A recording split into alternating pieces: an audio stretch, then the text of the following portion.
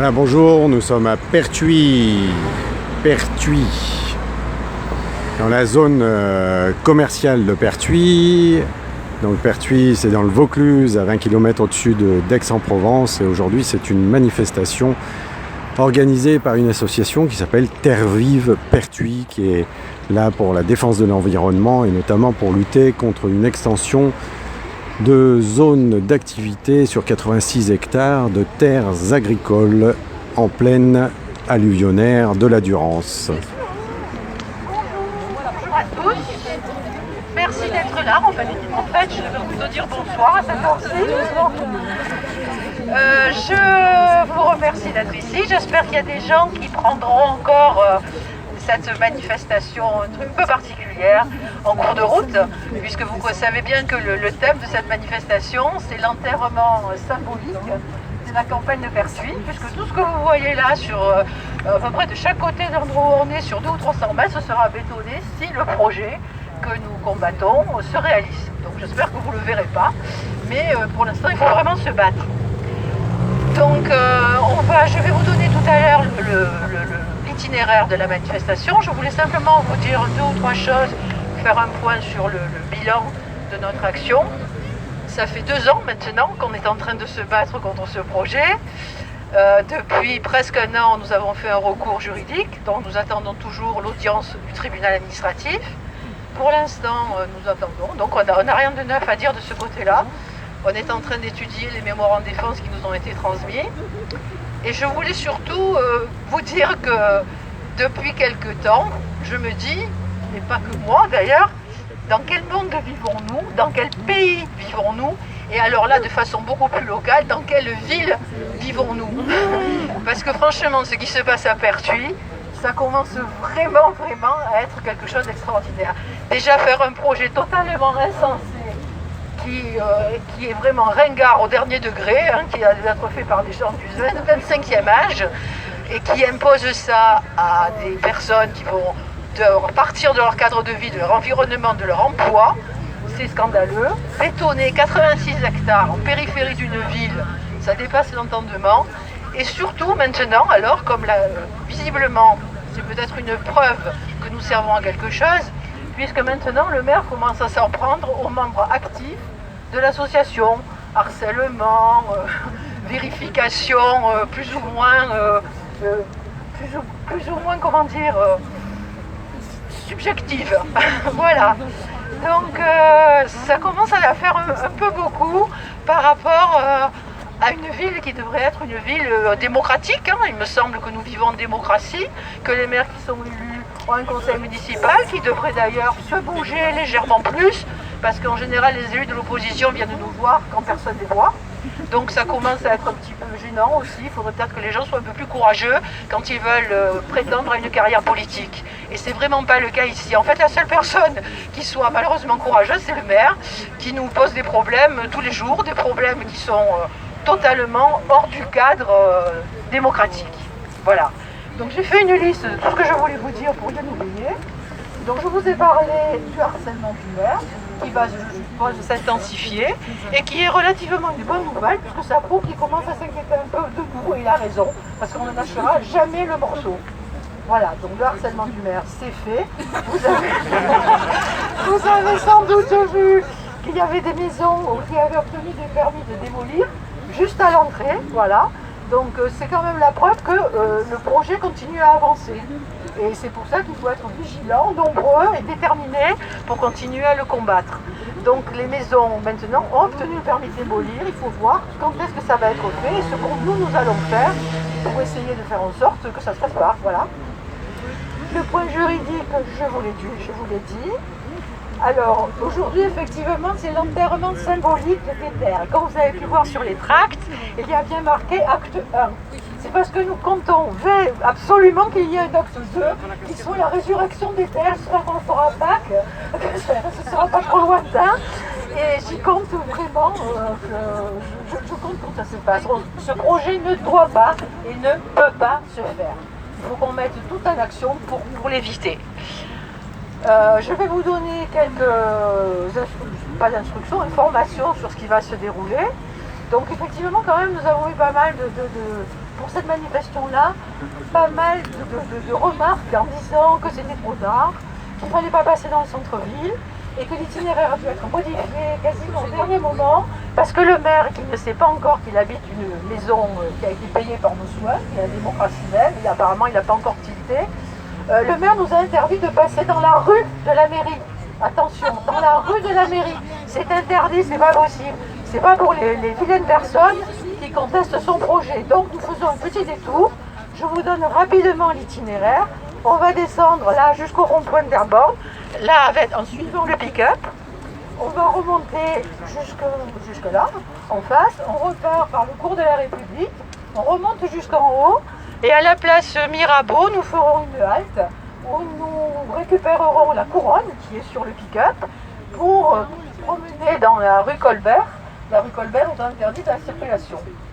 Ensuite, nous avions l'intention de passer devant la mairie, donc terminé, on passe plus devant la mairie. On va prendre la rue Durance, on va contourner par la rue Grande et on va se retrouver de nouveau sur la place Mirabeau où nous ferons un petit discours d'enterrement de la campagne de Pertuis et je redis encore un enterrement momentané. C'est entre parenthèses. Et après on enterrera le projet, mais là on fera vraiment la fête. Donc je vous donne alors là des informations sur la façon dont ça va se dérouler. Il faudrait qu'il y ait 4 ou 5 personnes qui soient disponibles parce que nous allons faire un cortège donc devant le pick-up pour que les gens qui nous rencontrent sachent ce que nous sommes en train d'enterrer. Il faudrait qu'il y ait deux personnes qui récupèrent les banderoles, qui passent devant le pick-up et entre les banderoles et le pick-up, 4 ou 5 personnes qui veuillent bien donner des coups sur des bidons, des tambours, qui fassent boum boum boum, qui fassent un peu enterrement. Donc là on va y aller. Je vous demande 5 minutes, le temps qu'on récupère les banderoles, que le pick-up se mette en marche et que je vois les volontaires qui veulent bien donner des coups sur les tambours.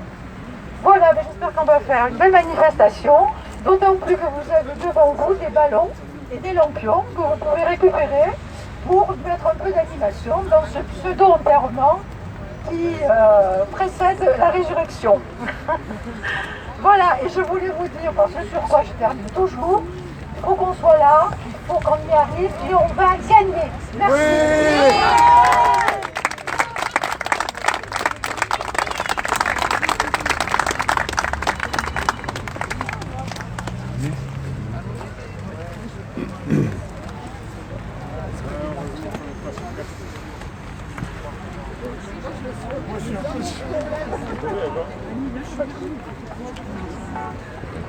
Les gens prennent des lampions.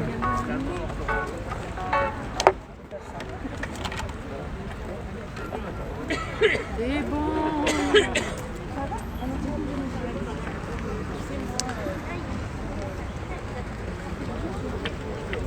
Voilà donc ce petit préambule avant le départ du cortège qui va partir vers la zone commerciale dans un premier temps, puis le centre-ville.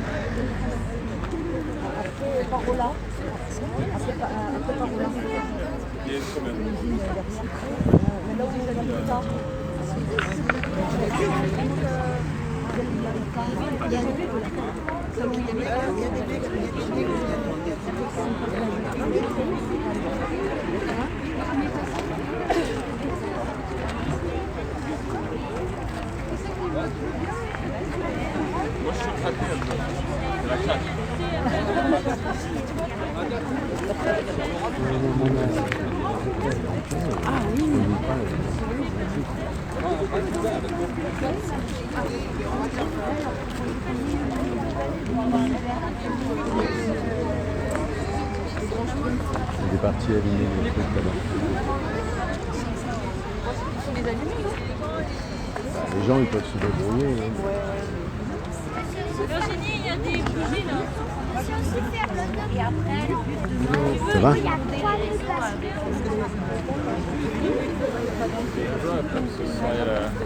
Salut. Ça va ? Ouais, ça va. Il y a la soirée pour la BD Il est où le patron là, les femmes paysannes. On se prépare. Ouais. C'est pas très chaud ? Non, on a chaud quand même. Pour la lutte. T'as un truc à dire sur... Bah écoute, oui, hein, comme je suis aussi à SOS Urgence Vivante, on est atterré de voir comment on peut traiter nos terres agricoles qui nous permettent de nous nourrir, hein, et de voir qu'on les bétonne. Et je reprendrai le slogan qui était quand on sème le béton, on récolte la dalle. Hein. Je pense que c'est vraiment un slogan qui est parlant. Et donc c'est vrai qu'on est vraiment déçus. Il est très difficile de savoir combien de terres agricoles sont promises au bétonnage. Hein. On pourrait imaginer que ça soit public, hein, que le citoyen puisse très facilement savoir combien de terres agricoles sont promises au béton. Non, c'est vraiment très difficile. Et heureusement, Sauvons nos terres a fait ce travail-là. Il y en a énormément, je ne sais plus combien, mais c'est vraiment Il y a FNE aussi, je crois, qui sur son site a mis en ligne le nombre de terres agricoles qui sont promises au bétonnage. C'est la machine quoi, qui tourne et qui a besoin de bétonner pour pouvoir faire de la croissance, du profit. Donc on voit que ça ne peut pas continuer, quoi. Il faut arrêter ça et trouver un autre moyen de pouvoir vivre sur cette planète sans bétonner, sans imaginer un profit exceptionnel pour les uns et les autres. Hein. On peut très bien imaginer vivre autrement. Donc nous, c'est pour ça que je suis là, qu'on me batte pour une autre société. Et je trouve ça vraiment triste de bétonner, alors qu'on voit vraiment, en plus ici à Pertuis, il y a suffisamment, enfin c'est vraiment trop de béton déjà. Hein. C'est une zone... Quel est l'objectif en fait? On ne comprend pas. Quel est l'objectif? L'objectif, on ne le connaît pas forcément, mais à chaque fois, le prétexte avancé, c'est toujours l'emploi. Voilà. C'est ce qui est mis en avant, en tout cas par la majorité municipale et par la métropole, c'est-à-dire voilà, développement économique et emploi. Voilà. Donc ça et aussi, en fait, ça a été démontré que c'est complètement faux, quoi. Hein. C'est pas parce qu'on va créer des magasins supplémentaires qu'il va y avoir plus d'emplois. C'est pas comme ça que ça fonctionne. Hein. On va pas multiplier comme ça les achats parce qu'il y a plusieurs magasins. Sur Paris déjà, ils l'ont vu. Hein. On ouvre une zone, il y en a une autre qui se ferme. Hein. Enfin, il y en a une autre qui se ferme, elle est moins rentable. Donc c'est la concurrence, toujours pareil, hein, la concurrence infinie pour le profit de quelques-uns, au minimum des personnes. Et je suis surpris de voir qu'on n'est pas plus mobilisé, hein, qu'il n'y a pas plus de personnes par ce genre de mouvement, parce que on ne peut pas achalander nos magasins sans avoir au départ prévu de produire des fruits et des légumes. Hein. Donc, je ne comprends pas du tout. La logique actuelle, c'est de toute façon, c'est d'aller chercher beaucoup plus loin les fruits et légumes et pour finalement, en France, ne devenir que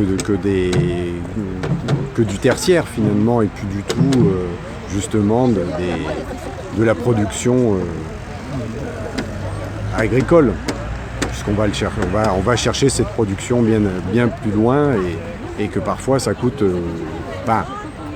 pour le panier des gens qui vont acheter, parfois c'est moins cher effectivement d'acheter des produits qui viennent de très loin, sauf qu'en fait on ne compte pas du tout le coût de ce que ça représente pour finalement pour la communauté, quoi, en transport, en pollution, etc. En fait tout ça n'est pas pris en compte du tout. Exactement, donc on voit comment le modèle économique dans lequel on est exclut complètement l'impact qu'on a sur l'environnement en produisant en Europe des fruits qu'on va ramener ici. C'est la même chose pour la viande. Hein. On la nourrit dans un endroit, on l'engraisse dans un autre, puis après on la met dans un autre abattoir. On voit qu'on a vécu sur une énergie abondante et pas chère. Au détriment de l'environnement. Hein. Donc j'invite chacun à s'intéresser à la Durance, à ce qu'on y en a fait, à regarder ce qu'on lui laisse comme eau, hein, parce qu'on en a besoin notamment pour faire tourner des usines hydroélectriques qui pompent une grande majorité de son eau. Il suffit de se rendre soit à Espinasse, au pied du barrage de Serponçon, et là vous verrez ce qui part dans le canal EDF et ce qui part dans la Durance, ou bien à Sisteron, la même chose, vous avez un canal et vous voyez ce qui part dans le canal EDF et ce qui part dans la Durance. Et vous verrez qu'on y pique toute son eau. Bon. On va suivre. Allez. J'ai froid.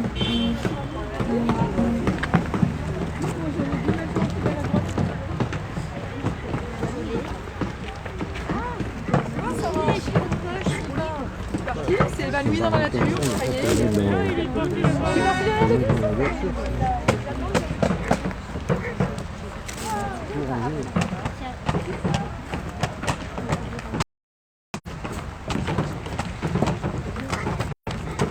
Il y a un seul.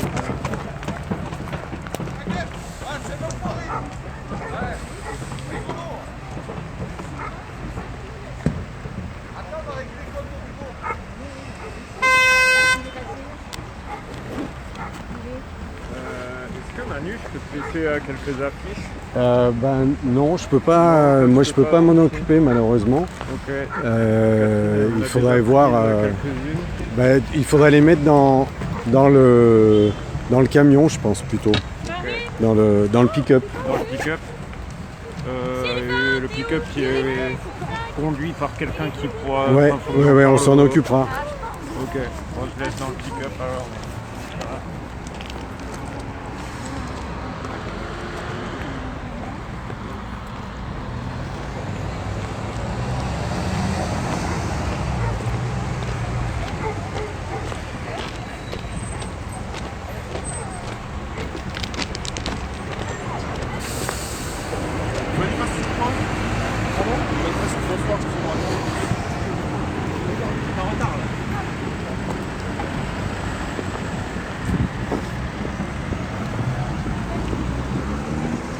T'as ton téléphone?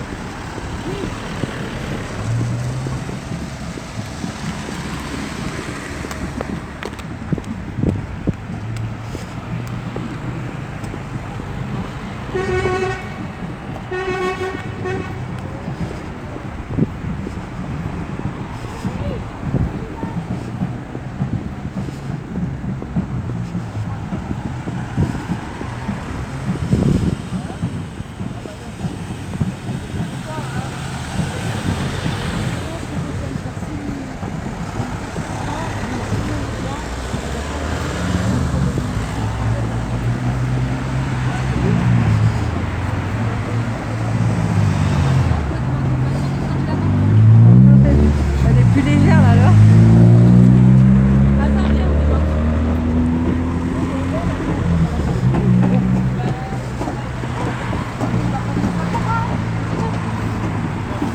Mais c'est quoi?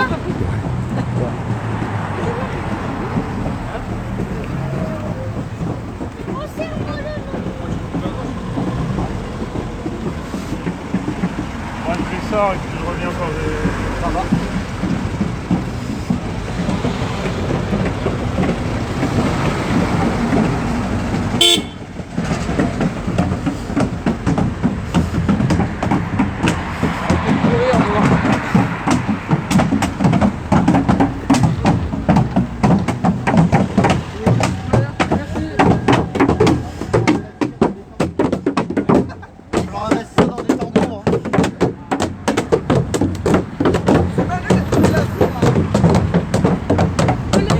Regarde dans les vidéos, il va dire c'est des couilles en plus.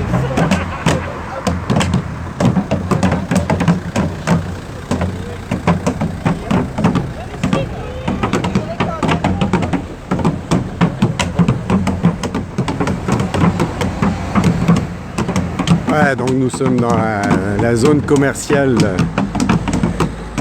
en pleine de Durance, à Pertuis, à l'heure où les gens rentrent du travail.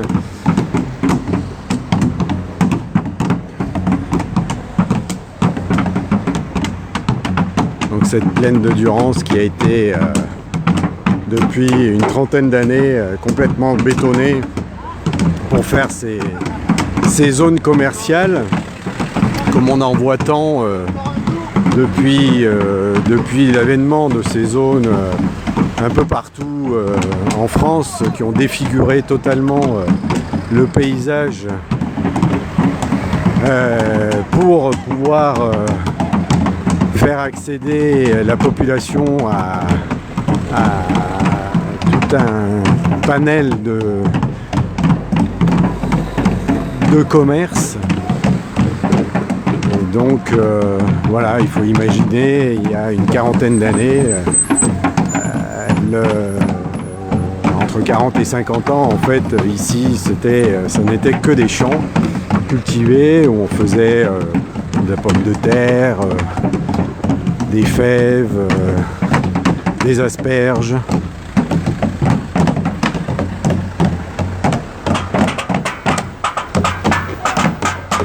Alors, d'aucuns diront que, évidemment, on ne peut pas aller contre le progrès, qu'il faut vivre avec son temps.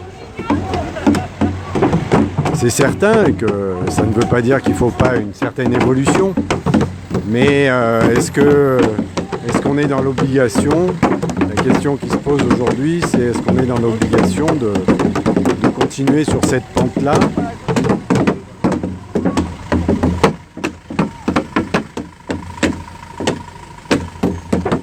Continuer à bétonner outre mesure.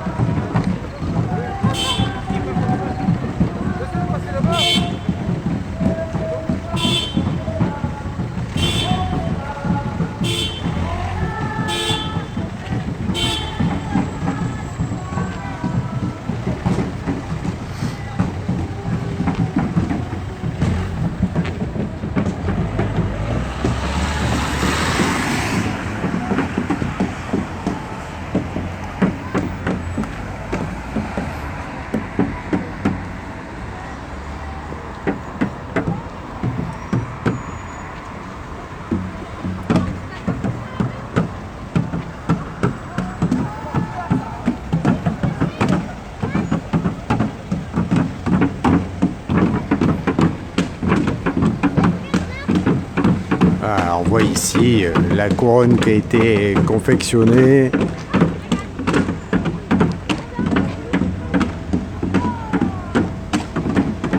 Pour symboliser les funérailles de ces terres agricoles, avec ce projet émanant de la municipalité actuelle de Pertuis, et appuyé par la métropole, le préfet maintenant, d'extension donc de cette zone commerciale par une zone d'activité qui serait à peu près de la même surface que celle existante actuellement, donc sur 86 hectares de terres qui sont actuellement, pour la plus grande majorité de ces terres-là, qui sont actuellement cultivées. Et donc voilà, aujourd'hui c'est une manifestation symbolique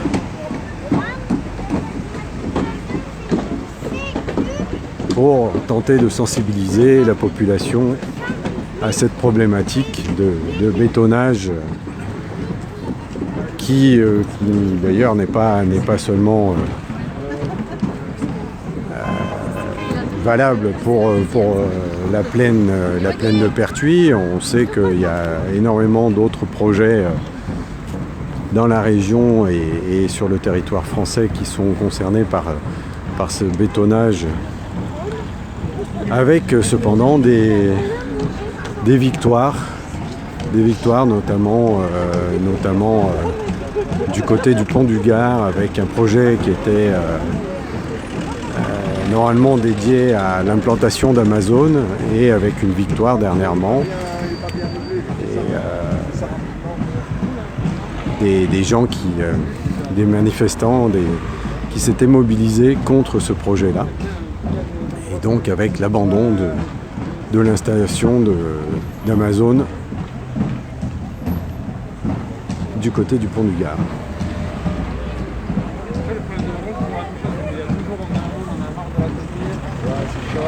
Il va avoir un bambou plus fin, et un lot, tu vois.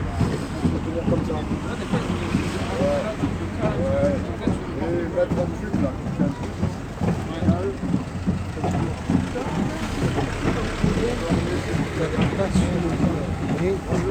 C'est que ça a été un vendredi. Oui, oui, oui. Là, il y a eu un projet. Alors, je sais pas si c'est. Là, ils vont fait la pub pour la semaine prochaine.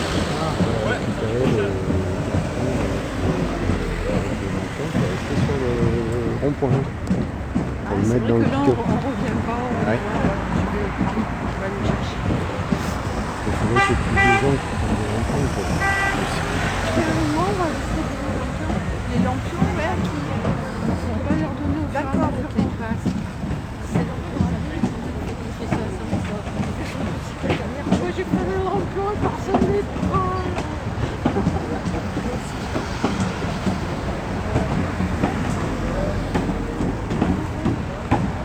Vous avez pas froid, Mélou? T'as pas froid? C'est calé sur son verre maintenant. Regarde un peu là.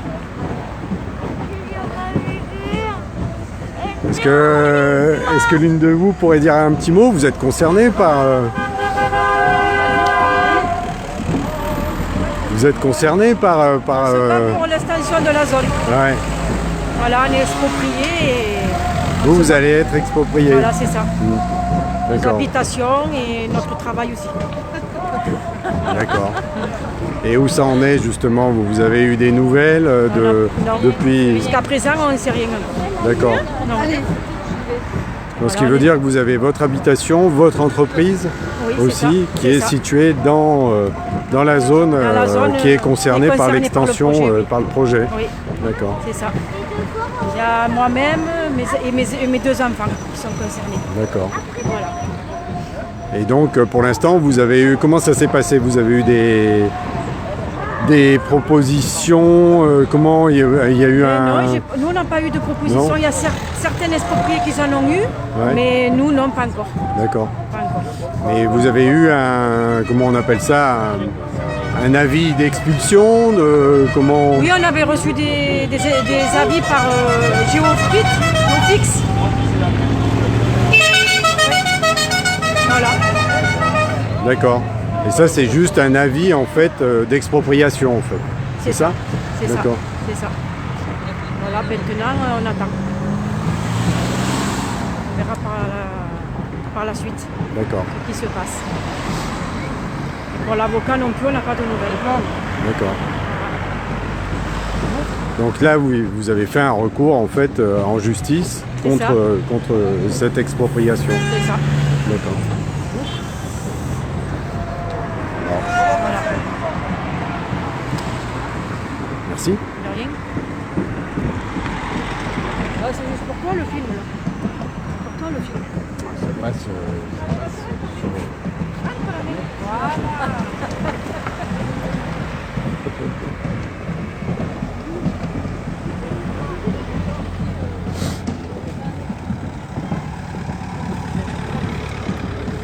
Ça va? Il est déjà le persil.